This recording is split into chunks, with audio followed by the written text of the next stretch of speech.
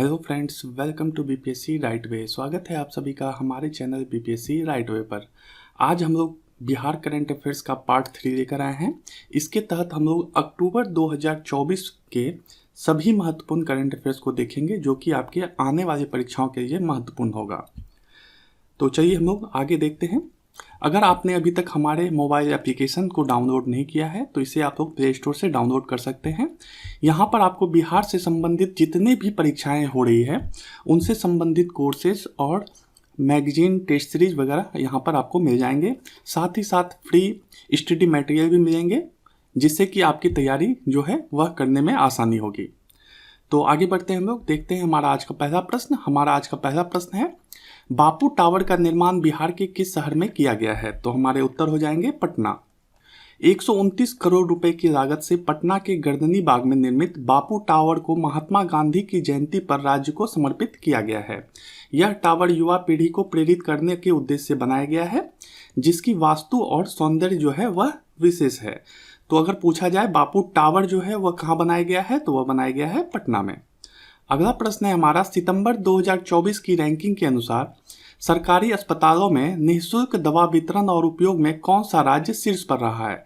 तो हमारे उत्तर हो जाएंगे बिहार। केंद्रीय स्वास्थ्य मंत्रालय द्वारा जारी सितंबर 2024 की रैंकिंग में बिहार ने निःशुल्क दवा वितरण और उपयोग में 77.22% स्कोर के साथ देश में पहला स्थान प्राप्त किया है। साथ ही आयुष्मान भारत डिजिटल मिशन के तहत टोकन स्कैन और शेयर में भी बिहार शीर्ष पर रहा है। अगर परीक्षा में पूछा जाए कि 2024 की रैंकिंग के अनुसार निःशुल्क दवा वितरण में जो है कौन सा राज्य शीर्ष पर रहा है तो वह रहा है बिहार। अगला प्रश्न, बच्चियों को सर्वाइकल कैंसर से बचाने के लिए विशेष टीकाकरण अभियान शुरू करने वाला देश का पहला राज्य कौन सा है? तो हमारे उत्तर हो जाएंगे बिहार। बिहार ने 9 से 14 वर्ष की आयु वर्ग की बच्चियों को HPV टीका मुफ्त देने की शुरुआत की है। यह टीका सर्वाइकल कैंसर से सुरक्षा देता है। यह पहल मुख्यमंत्री बालिका कैंसर प्रतिरक्षण योजना के तहत चलाई जा रही है जिसके अंतर्गत 1 करोड़ बच्चियों को टीका देने का लक्ष्य है। तो महत्वपूर्ण प्रश्न है, इसे आप लोग ध्यान रखेंगे कि सर्वाइकल कैंसर से बचाने के लिए जो है विशेष टीकाकरण अभियान शुरू करने वाला पहला राज्य कौन है तो वह है बिहार। और इसमें किसे कवर किया जा रहा है इसे भी आप लोग ध्यान रखेंगे कि इसमें 9 से 14 वर्ष की आयु के वर्ग की बच्चियों को जो है यह टीका दिया जाएगा।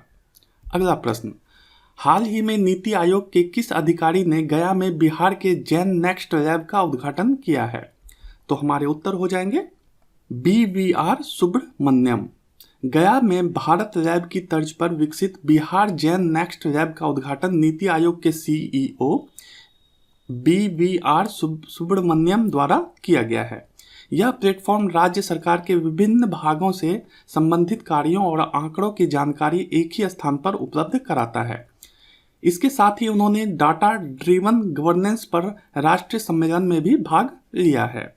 तो बिहार जेन नेक्स्ट लैब का उद्घाटन किसके द्वारा किया गया है तो वह किया गया है BVR सुब्रमण्यम के द्वारा। आप लोगों को बताना चाहेंगे कि हमारे जितने भी करंट अफेयर्स हो रहे हैं उसके PDF हमारे टेलीग्राम चैनल पर भी उपलब्ध करवा दिए जाएंगे, आप लोग वहां से उसे डाउनलोड कर सकते हैं। हमारा अगला प्रश्न है, डाक सेवा के तहत पत्र और पार्सल की डिलीवरी में देश में शीर्ष स्थान पर कौन सा राज्य रहा है? तो हमारे उत्तर हो जाएंगे बिहार।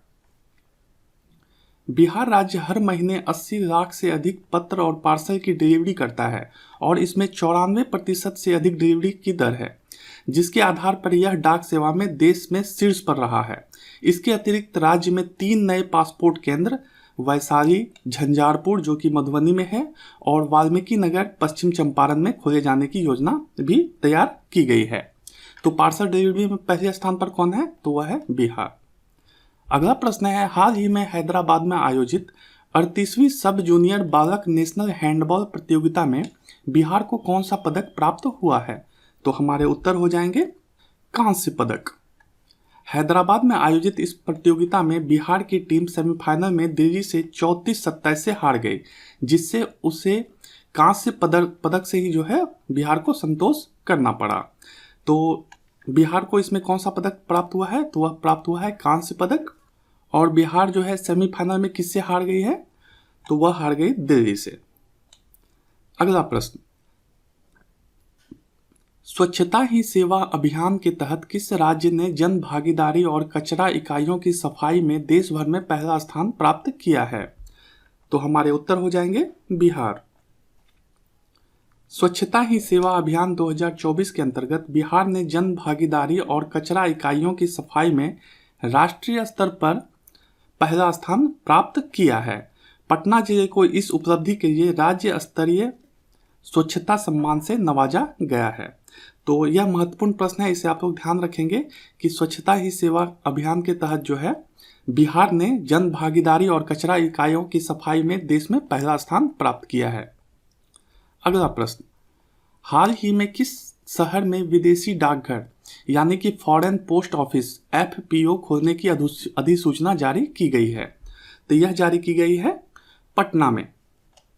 पटना के मुख्य डाकघर यानी कि GPO परिसर को अब विदेशी डाकघर FPO घोषित किया गया है।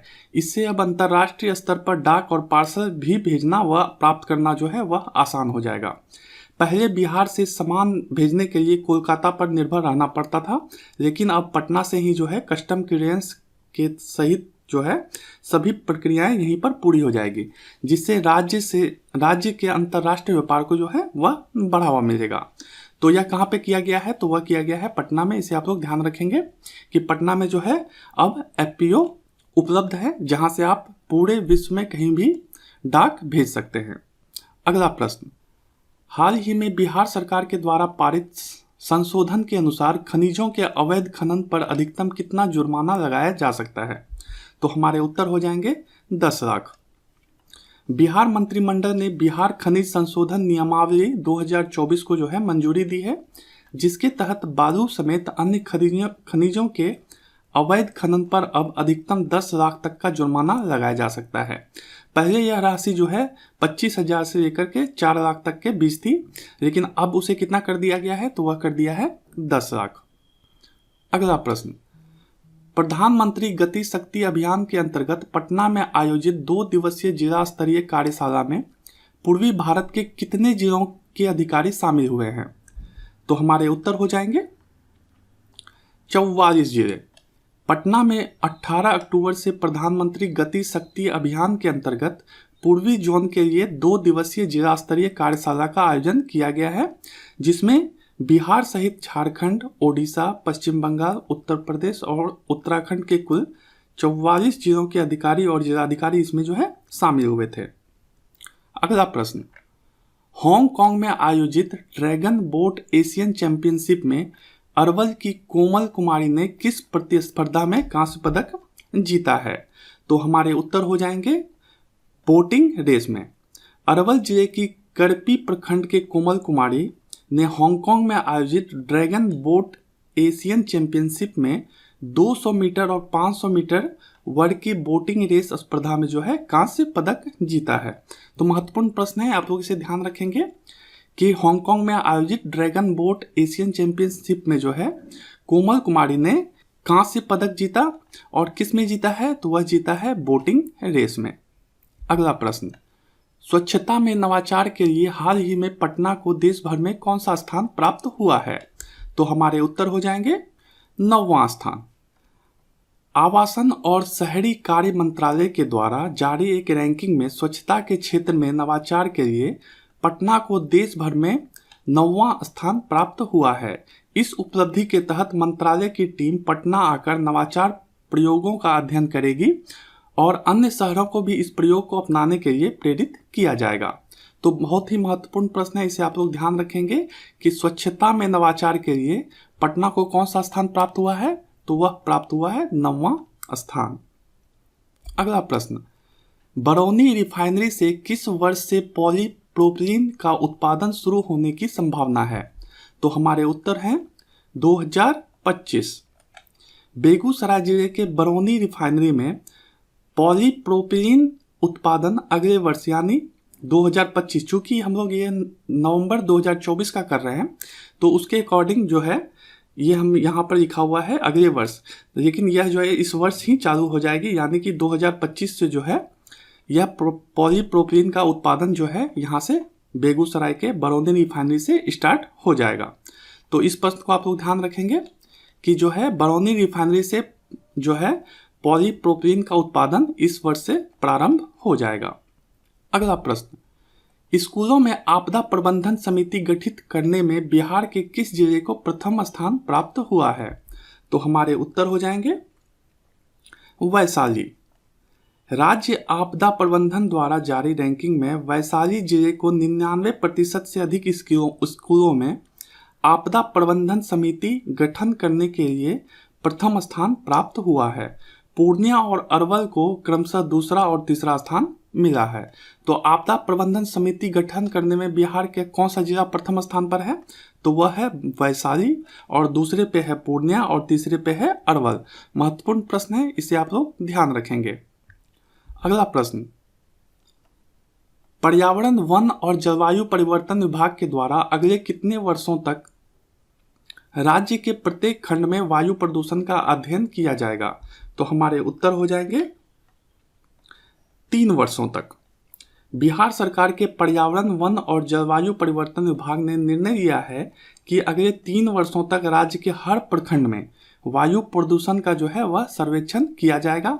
और इसका उद्देश्य क्या होगा? तो वह इसका उद्देश्य होगा प्रदूषण के स्तर को समझना और सुधारात्मक कदम उठाना। तो इसे आप लोग ध्यान रखेंगे कि जलवायु परिवर्तन विभाग के द्वारा अगले 2 वर्षों तक जो है राज्य के प्रत्येक प्रखंड में वायु प्रदूषण पर अध्ययन किया जाएगा। तो यह थे हमारे अक्टूबर 2024 के सभी महत्वपूर्ण प्रश्न बिहार से संबंधित, जो कि आपके आगामी परीक्षा में जो है पूछे जा सकते हैं। इसके पीडीएफ डाउनलोड करने के लिए आप हमारे टेलीग्राम चैनल बीपीएससी राइटवे को ज्वाइन कर लीजिए। वहां पर आपको इसके पीडीएफ मिल जाएंगे, आप लोग उसे डाउनलोड करके अभ्यास कर सकते हैं। तो आज के लिए बस इतना ही। हमारे साथ बने रहने के लिए आप सभी का बहुत बहुत धन्यवाद।